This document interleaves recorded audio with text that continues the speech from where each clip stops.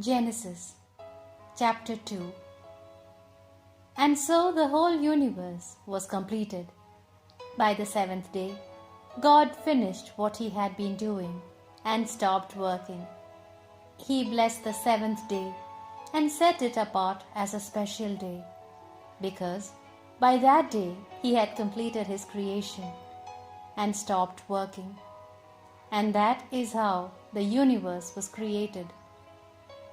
When the Lord God made the universe, there were no plants on the earth, and no seeds had sprouted, because he had not sent any rain. And there was no one to cultivate the land.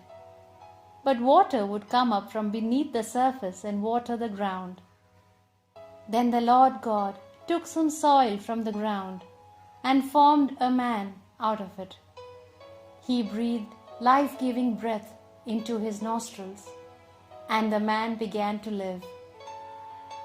Then the Lord God planted a garden in Eden in the east, and there he put the man he had formed. He made all kinds of beautiful trees grow there and produce good fruit.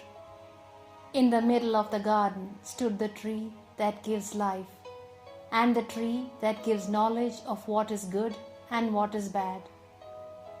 A stream flowed in Eden and watered the garden. Beyond Eden, it divided into 4 rivers.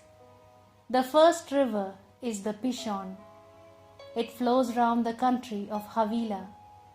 Pure gold is found there, and also rare perfume and precious stones. The second river is the Gihon. It flows round the country of Cush. The third river is the Tigris, which flows east of Assyria. And the fourth river is the Euphrates. Then the Lord God placed the man in the garden of Eden to cultivate it and guard it. He said to him, "You may eat the fruit of any tree in the garden, except the tree that gives knowledge of what is good and what is bad. You must not eat the fruit of that tree.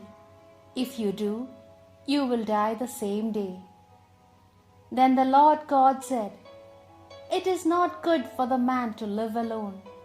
I will make a suitable companion to help him." So he took some soil from the ground and formed all the animals and all the birds. Then he brought them to the man to see what he would name them. And that is how they all got their names. So the man named all the birds and all the animals, but not one of them was a suitable companion to help him. Then the Lord God made the man fall into a deep sleep, and while he was sleeping, he took out one of the man's ribs and closed up the flesh. He formed a woman out of the rib and brought her to him.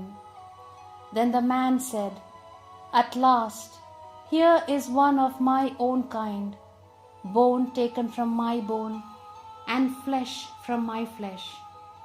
Woman is her name, because she was taken out of man.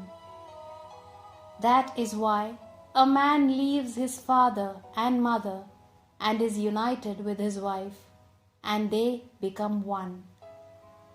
The man and the woman were both naked, but they were not embarrassed.